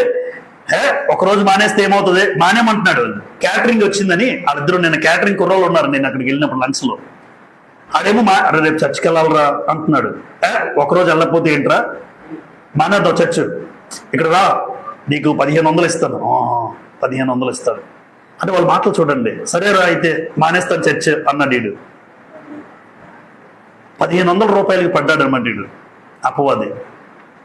లోకము స్నేహం ఉండొచ్చు. ఇప్పుడు క్యాటరింగ్ వెళ్తాను, నేను వెళ్ళాను, వడ్డిస్తున్నాను, ఆదివారం క్యాటరింగ్ ఉంటే రానురా నేను అంటే నువ్వు చెప్పినా నేను రాను. అది లోకం నీలోకి రాకుండా ఉండడం. వాళ్ళతోనే ఉంటాను, వాళ్ళతోనే చేస్తాను అన్ని పనులు, కానీ దేవుని విషయంలో తప్ప ఇంకేది చెప్పినా చేస్తాను. దేవుని కోసం బ్రతకడం విషయంలో తప్ప ఇంకేదైనా చేస్తాను. కానీ దేవుని విషయంలో కూడా నువ్వు మారిపోతే, దేవుని కార్యాల విషయంలో కూడా నువ్వు మారిపోతే వాళ్ళ ప్రభావం నీ మీదకి వచ్చింది. అలా ఈ యెహోషాపాతు అహజ్యా, యెహోషాపాతు అహజ్యా ఇద్దరు కూడా ఒక ఆయన యోధా రాజు, ఒక ఆయన ఇశ్రాయేల్ రాజు. చూడండి, ఈ ఇద్దరు కూడా యెహోషాపాతు చాలా భక్తిపరుడండి, అహజ్యా దుర్మార్గుడు. ఈరోజు పిల్లలు ఎలా ఉన్నారంటే స్నేహం ఎవరితో చేస్తారు చెప్పండి? ఎక్కువ శాతం పనికిమాలినలతో తిరుగుతారు. ఎక్కువ శాతం ఎవరో లేరు అని నేను, ఎక్కువ శాతం వాడు మంచోడు కాదంటే ఆడితోనే తిరుగుతాను నేను, వీడు మంచోడు కాదంటే వీడితోనే తిరగాలి, ఎందుకంటే అవన్నీ నేర్చుకోవాలి నువ్వు. యెహోషాపాతు భక్తిపరుడైనా అహజ్యా దుర్మార్గుడు అని తెలిసినా కూడా ఫ్రెండ్షిప్ చేశాడండి. ఏమైందో తెలుసమ్మా? చదువుదాం. 2వ దినవృత్తాంతాల గ్రంథం, 2వ దినవృత్తాంతముల గ్రంథం. అంటే ఒక భక్తిపరుడు తిరగాలి తప్ప దుర్మార్గుడు అని తెలిసినా కూడా తిరిగితే నువ్వు అలాంటి తాగుబోతాడు రా, నువ్వు తాగు, ఆయన తాగుబోతాడు, వాడు బాగా తాగుతుంటాడు, ఎక్కడ పడతాడు రోడ్డు మీద పడిపోతుంటాడు అని తెలిసినా కూడా నువ్వు వాడితో తిరిగితే నువ్వేమవుతావు? 2వ దినవృత్తాంతాల గ్రంథం 20వ అధ్యాయం 35వ వచనం చూడండి. 2వ దినవృత్తాంతాలు 20:35. ఇది అయిన తర్వాత యోధారాజుని యెహోషాపాతు మిక్కిలి దుర్మార్గంగా ప్రవర్తించిన ఇశ్రాయేలు రాజైన అహజ్యాతో స్నేహము చేసెను. దుర్మార్గుడితో స్నేహం చేసావా యెహోషాపాతు? దుర్మార్గుడితో స్నేహం చేసావు. దేవుడే రాయించాడండి వాడు దుర్మార్గుడు, కానీ ఆయనతో తిరిగాడు. ఈరోజు సాంగత్యం చూడండి, ఎక్కువ శాతం దుర్మార్గులతో పనికిమాలిన వారితో తిరిగితే 2 కండిషన్లు జరుగుతాయి. గుర్తుపెట్టుకోండి, అందరూ బోర్డు మీద చూడండి. ఇప్పుడు నేనే స్నేహం చేస్తున్నాను, నేను స్నేహం చేసే అవతల వ్యక్తి వాడు మంచోడు కాదు, వాడు దుర్మార్గుడు, పనికిమాలిన వాడు, ఎన్నో పనికిమాలిన పనులు చేస్తున్నాడు అనుకోండి. ఎవరో ఒక వ్యక్తి వాడు పనికిమాలిన పనులు చేస్తున్నానని తెలిసినా కూడా నేను వాడితో తిరుగుతున్నాను అనుకోండి, నా జీవితంలో 2 పనులు చేస్తాడు దేవుడు. నెంబర్ 1 చదవాలి, నీ పనులను యెహోవా అంటే నువ్వేదైతే జరగాలని నీ జీవితంలో అనుకుంటావో అది జరగదు. ఉద్యోగం రావాలి, పనికిమాలినతో తిరిగితే నీకెందుకు వస్తుంది ఉద్యోగం? దేవుడు కూడా ఇవ్వడు. అలా అనమాట, మీకు అర్థం అవడం చెప్పాను సింపుల్ గా. ఆడు పనికిమాలిన వాళ్ళు పనులు చేస్తున్నాడు, చెడు పనులు చేస్తున్నాడు, అలాంటి వాడితో తిరిగితే నువ్వేం కోరుకుంటున్నావు మనసులో? నాకు ఉద్యోగం వస్తే బాగున్నావు, కష్టపడ అనుకుంటున్నావు. నువ్వు పనికిమాలతో తిరగడం వల్ల నీకు ఉద్యోగం దేవుడు ఇవ్వడు. చూడండి అక్కడే 37వ వచనం. అప్పుడు మారేషవాడును దోదావాహ కుమారుడు ఎలియెజరు, నీవు అహజ్యాతో స్నేహం చేసుకుంటేవి గనుక, ఆమె ఎవరితో చేశాడు? ఆ దుర్మార్గుడితో. అహజ్యాతో స్నేహం చేసుకుంటేవి గనుక యెహోవా నీ పనులను భంగము చేయనని. దేవుడు ఏం చేశాడు? నీ పని అంటే నీ జీవితంలో ఏ కార్యం జరగకుండా పోతుంది. దేవుడు నా జీవితంలో కార్యాలు జరగకుండా చేయడానికి నేను పనికిమాలిన వాళ్ళతో తిరగడమా? 100కి 100 పాళ్ళు. నువ్వెవరితో తిరుగుతున్నావు చూసుకోండి, నువ్వెవరితో సహవాసం చేస్తున్నావు చూడండి. ఒకవేళ వాడు మంచివాడు కాకపోతే, పనికిమాలినోడైతే, పనికిమాలిన పనులు చేస్తున్నట్టు అయితే జాగ్రత్త. నీ జీవితంలో నువ్వేదైతే ఆశిస్తున్నావో ఆ స్థాయికి నువ్వు రాలేవు, అది నువ్వు పొందుకోలేవు. ఎందుకంటే నీ పనులను దేవుడే భంగం చేస్తాడు. అందుకే యెహోషాపాతు జీవితం కోల్పోయాడండి లాస్ట్ లో. 2 దేవుని సన్నిధి నుండి ఏమొస్తుంది? కోపం వస్తుంది. ఒక పేజీ బ్యాక్ తిప్పి 19వ అధ్యాయంకి వెళ్ళండి. 2వ దినవృత్తాంతాలు 19వ అధ్యాయం 2వ వచనం. దీర్ఘదర్శి హనానీ కుమారుడు యెహూ అతను ఎదుర్కొని పోయి రాజైన యెహోషాపాతుకి ఇలాగ ప్రకటన చేశాను. యెహోషాపాతుకి ఏం చెప్తున్నాడు చూడండి. నీవు భక్తిహీనులకు సహాయము చేసి యెహోవా శత్రువులకు స్నేహితుడు అయితివి కదా. ఎవరికి సహాయం చేశాడు? యెహోవా శత్రువులకు యెహోషాపాతు ఏమయ్యాడట? స్నేహితుడు. దేవునికి శత్రువు అయితే నువ్వెందుకు స్నేహం చేయడం? దేవునికి శత్రువు అయితే నువ్వెందుకు స్నేహం చేస్తావు? దేవుని సన్నిధిని ఏమొస్తుంది ఆ తర్వాత రాసి ఉంటుంది అక్కడ చూడండి.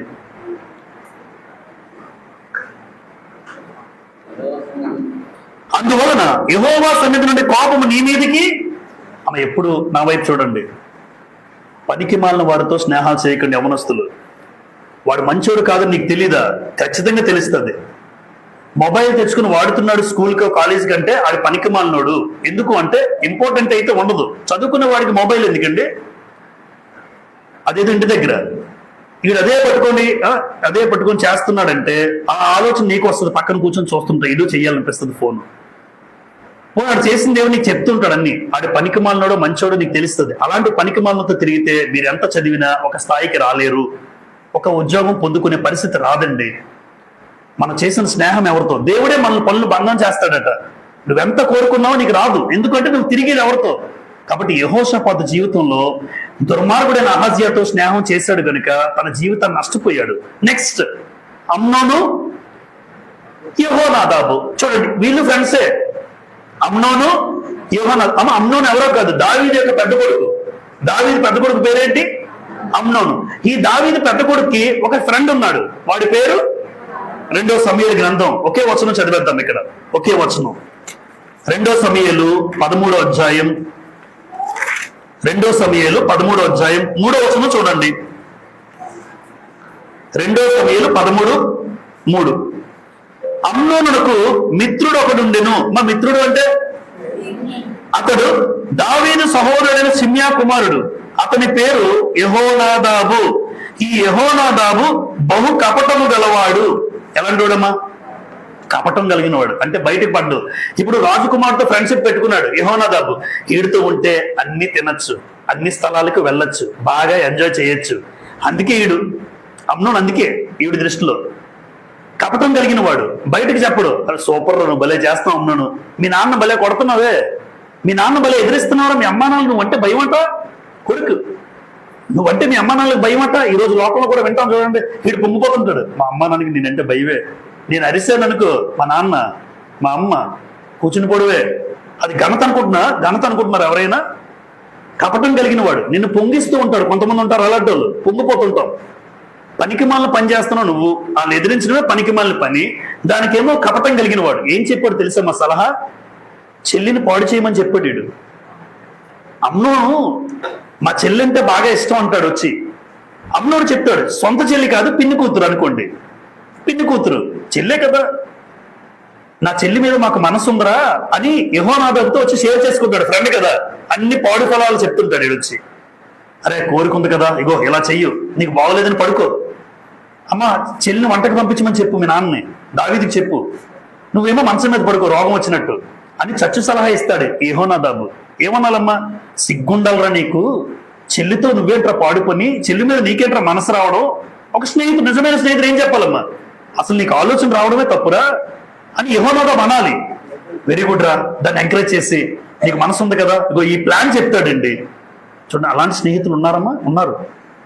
పనికి మాలిన ఆలోచనలు చెప్పేవారు. అమ్మా నాన్నలు ఎదిరించాలి, అమ్మా నాన్నల మాట వినకూడదు, అమ్మా నాన్నలకి మనం భయపడిపోవాలి, వాళ్ళే మనకు భయపడిపోవాలి. పనికి మాలిన చచ్చు సలహాలు చెప్తారు లోకంలో స్నేహితులు ఎవరైనా. అప్పుడే గమనించండి, వాడు పనికి మాలినోడు, అమ్మా నాన్నల మాటే నేను వినాలి, వాళ్ళకి గౌరవించాలి అని ఎవరైనా చెప్తే వాళ్ళతో స్నేహం చేయండి. అమ్మా నాన్నలకు విలువ ఇవ్వలేని ఎవడైనా వాడు స్నేహితుడు కాదు. అదే మీరు రాసుకోండి మీ హృదయాల మీద. అమ్మా నాన్నలకు విలువ ఇవ్వని వాడు స్నేహితుడే కాదు. వాళ్ళని తగ్గించి వాళ్ళని అగౌరవపరిచే మనస్తత్వం కలిగి ఎవరైనా మీకు చెప్తే అసలు నువ్వే కాదు నా ఫ్రెండ్, నీకు కట్ట, వాడికే కట్ట చెప్పండి. ఈరోజు నీ స్నేహం ఎవరితో? అమ్నోను ఏమయ్యాడు తెలుసా? వీడు చెప్పిన ఆ పనికి మాలిన పథకం చేసి ప్లాన్ వేసి చెల్లిని తీసుకొచ్చుకుంటే అమ్నోను ప్రాణం కోల్పోయాడు. ఆ అధ్యాయం తర్వాత చదవండి. వీడి ప్రాణమే పోద్ది, గాలిలో కలిసిపోయింది అంతే. మరి పనికి మాలిన ఆలోచన చెప్పినోడు ఒకడు, ఆ పనికి మాలిన ఆలోచన విన్న నువ్వు ప్రాణాన్ని కోల్పోయావు. చివరిగా క్రీస్తు ప్రభు, ఈయన ఇప్పటి వరకు చెప్పిన స్నేహాలన్నీ ఒక మాదిరి. మనందరి జీవితంలో క్రీస్తు ప్రభు ఎవరో చెప్పమంటారా? ఈరోజు పాఠం ఇదే. ఎవరు నిజమైన స్నేహితుడు అంటే, నిజమైన స్నేహితుడు ఎలా ఉంటాడో యేసు ప్రభు ఏం చేశారో ఒక మాట చదువుకుందాం. యోహాను సువార్త యోహాను సువార్త అది చెప్పి మనం ముగించుకుందాం. నిజమైన స్నేహితుడు అంటే వీళ్ళందరూ నిజం కాదా అంటే స్నేహం ఉంది, కానీ నిజమైన స్నేహితుడు ఎలా ఉంటారో తెలియాలి. యోహాను సువార్త 15వ అధ్యాయం, యోహాను సువార్త 15వ అధ్యాయం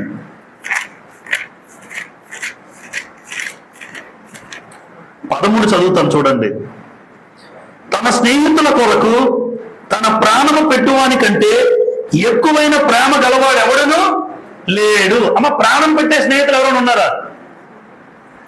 అరే నీ ప్రాణం ఎవరా అంటే భలే బాగా చెప్పవరా, చస్తే నువ్వు చస్తే నువ్వు చావు, నా ప్రాణం ఇవ్వమంటావు బాబు అంటారు ఎవరైనా.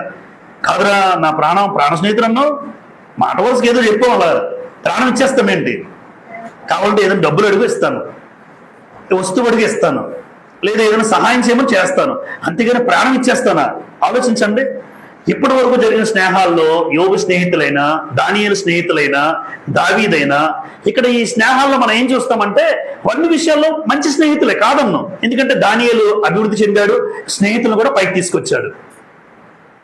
స్నేహితులు తప్పుడు మార్గంలో ఉంటే హెచ్చరించాడు, ఇలా ఉండాలి, మంచి పని చేశాడు. దానియేలు సూపర్. స్నేహితులు ఆపదలో ప్రాణం మీదకి వస్తే యోబు ప్రార్థన చేశాడు, స్నేహితులు కాపాడుకున్నాడు. వెరీ గుడ్, యోబు గారు కూడా మంచి స్నేహితుడే. దావీదు యోనాతాను కొడుకు, యోనాతాను చనిపోయినా కొడుకుని ఆదరించాడు. దావీదు కూడా బెస్ట్ ఫ్రెండే కాదన్ను. కానీ వీళ్ళందరికీ ఉన్న వ్యత్యాసం, యేసు ప్రభుకు ఉన్న వ్యత్యాసం ఏంటంటే ఆయన నీ కోసం నా కోసం ఏం పెట్టాడు? వీళ్ళెవరు అలా కాదు, ఈయన ప్రాణం పెట్టాడు.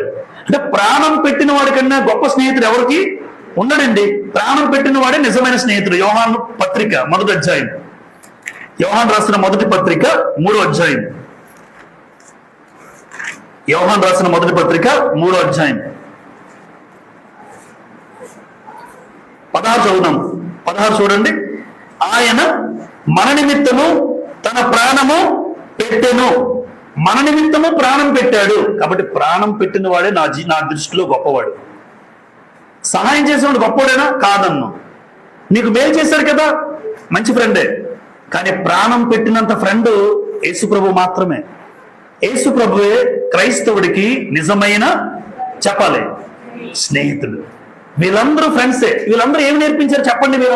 వీళ్ళందరూ భూమి మీద నేను ఎలా ఉండాలో నేర్పించారు. ఇప్పుడు యోబు ఏం చేశాడు? నేను బాధ పెట్టినా, ఇబ్బంది పెట్టినా నువ్వు వాళ్ళ కోసం ప్రార్థన చేయి. యోబు నేర్పించిన పాఠం. దానియేలు నేర్పించారు, నువ్వు ఒక స్టేజ్కి వచ్చాక నీ కింద ఎవరైనా స్నేహితులు ఉంటే వాళ్ళని కూడా పైకి తీసుకురా. ఓకే, దానియేలు నేర్పించింది మంచిదే. దావీదు ఏం నేర్పించారు? నన్ను బలపరిచిన స్నేహితుడు, నన్ను ధైర్యపరిచిన స్నేహితుడు, నేను ఇలా ఉండడానికి కారణం యోనాతాను, ఆ కొడుకుని ఆదరిస్తాను. మంచిదే, మనం కూడా చేయొచ్చు. అంటే వీళ్ళ నుంచి ఒక్కొక్క పాఠం. కానీ నిజమైన స్నేహితుడు ఎవరు అంటే నీ కోసం నా కోసం ప్రాణం పెట్టిన వాడు ఎవరు ఉండరు. ఈరోజు కల్వరి సిలువలో భయంకరమైన శిలువ మరణం పొందిన యేసు ప్రభువును చూసినప్పుడు నా కోసం ఆఖరి రక్త బొట్టు వరకు కూడా చిందించాడు. ప్రాణం పెట్టిన యేసు ప్రభు నిజంగా నా దృష్టిలో, మనందరి దృష్టిలో నిజమైన స్నేహితుడు ఆయనే. రోమీలకు రాసిన పత్రిక చివరిగా 2 మాటలు. రోమీలకు రాసిన పత్రిక 5వ అధ్యాయం, రోమా 5వ అధ్యాయం 6 నుండి చదువుతాను చూడండి. ఏలైనగా మనం ఇంకా బలహీనులమై ఉండగా క్రీస్తు యుక్త కాలమున భక్తిహీనుల కొరకు చనిపోయేను, నీతిమంతుని కొరకు సహితం ఒకరు చనిపోవటం అరుదు. మంచివారి కొరకు ఎవరైనా ఒకవేళ తగ్గింపవచ్చును. అయితే దేవుడు మన ఎడల తన ప్రేమను వెల్లడిపరచుచున్నాడు. ఎట్లనగా మనమింకను పాపులమై ఉండగానే క్రీస్తు మన కొరకు చనిపోయారు. మనందరం పాపులుగా ఉండగానే చనిపోయాడు. పాపంలో ఉండగానే చనిపోయాడు. అమ్మ, మంచి వాళ్ళ కోసం ఎవరైనా చనిపోతే అర్థం ఉంది. పాపిని, చెడ్డవాడిని, భక్తిహీనుణ్ణి, ఎందుకు పనికిరాని నా కోసం చనిపోయాడంటే ఆ స్నేహితుడి కోసం ఆలోచించాలి. ఆ నిజమైన స్నేహితుడి కోసం ఆలోచించాలి. ఆయన ఏం కోరుకున్నాడంటే ఏమీ లేదు. యోహాను సువార్త యేసుప్రభు ఏం కోరుకున్నారో చూడండి. ప్రాణం పెట్టిన యేసుప్రభు కోసం అమ్మ మనం ఏమైనా చేయాలో వద్దా? ఎవరు మాట్లాడలేదు. చేయాలా? యోహాను సువార్త 15వ అధ్యాయం 14వ వచనం, 15-14. నేను మీకు ఆజ్ఞాపించు వాటిని చేసిన ఎడల మీరు నా స్నేహితులై ఉందురు. అమ్మ, నేను మీకు ఆజ్ఞాపించే వాటిని చేసిన ఎడల ఏమవుతారు? అంటే నేను స్నేహం యేసు ప్రభు ఫ్రెండ్ అవ్వాలంటే, స్నేహితుడు అవ్వాలంటే నేను మీకు ఏదైతే ఆజ్ఞాపించినో అది మీరు చెయ్యండి అన్నాడు. ఇప్పుడు ప్రాణం పెట్టిన వ్యక్తికి చేస్తామా చేయొద్దా? చేస్తామా చేయొద్దా? ఏంటి 10,000 రూపాయలు సహాయం చేసిన వాడికి ఆ వ్యక్తి ఏం చెప్తే చేస్తాను నేను. ఒక 20,000 సహాయం చేసిన వాడికి సహాయం చేశాడు కాబట్టి గుర్తుపెట్టుకుని నాకు ఈ పని చేసి పెడతావు అంటే, ఎందుకు చేయను బ్రదర్, ఆ రోజు మీరు చేసిన సహాయం కన్నానా, చేస్తాను మీకోసం అంటాం. డబ్బులు డబ్బులు. ప్రాణం పెట్టిన వాడు ఏం కోరుతున్నాడు? నేను మీకు ఏదైతే చెప్పానో గ్రంథంలో దయచేసి మీరు అలా చేయండి. అప్పుడే యేసు ప్రభువుకు నిజమైన స్నేహితుడిగా మనం ఉండగలం. ఆయన నిజమైన స్నేహితుడు, అందులో డౌట్ లేదు. ఎందుకు ఆయన నిజమైన స్నేహితుడు? మనం ప్రాణం పెడతామేంటి? మనం ప్రాణం పెట్టలేము. అయితే నువ్వు చెప్పినట్టు బ్రతుకుతాను, నువ్వు చెప్పినట్లు చేస్తాను. అదే మనం దేవుని పట్ల, యేసు ప్రభు పట్ల నిజమైన స్నేహాన్ని, నమ్మకమైన స్నేహం. సామెతల గ్రంథం చివరి మాట చదువుకుందాం, ప్రార్థన చేసుకుందాం. సామెతల గ్రంథం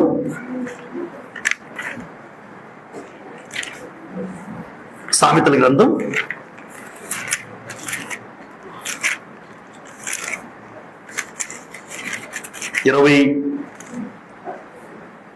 అధ్యాయం. సామెతల గ్రంథం 27వ అధ్యాయం 6వ వచనం చూడండి అమ్మా చివరిగా. మేలును కోరి స్నేహితుడు గాయమును చేయును, పగవాడు లెక్కలేని ముద్దులు పెడతాడట. అదే పగవాడు ఏం చేస్తాడు? లెక్కలేని ముద్దులు పెడతాడు. కానీ మేలును కోరేవాడు ఏం చేస్తాడు? అందుకే హెచ్చరించాడండి స్నేహితులు దానియేలు. హెచ్చరించిన వాడు మంచివాడు. ఇప్పుడు తండ్రి ఒక పిల్లల్ని తిడుతూ ఉన్నాడు, అరే అచ్చేయద్దు, ఇచ్చేయద్దు, అక్కడికి వెళ్ళొద్దు, ఇక్కడికి వెళ్ళొద్దు. తండ్రి మంచోడు అనమాట. ఏది చేసినా వదిలేశారనికి గాలికి ఆ తండ్రి మంచోడు కాదు. వాడి క్షేమం కోరుకుని వాడు ఏం చేస్తాడు? వాడు ఎక్కడ పాడైపోతాడో, ఎక్కడ చెడిపోతాడో, అటు వెళ్తే ఎక్కడ పాడవుతాడో, ఇక్కడ వెళ్తే ఎక్కడ పడిపోతాడో అని తండ్రి మేలును కోరేవాడు కట్టడి వేస్తుంటాడు, ఆపుతుంటాడు. అంటే మేలును కోరేవాడు గాయములు.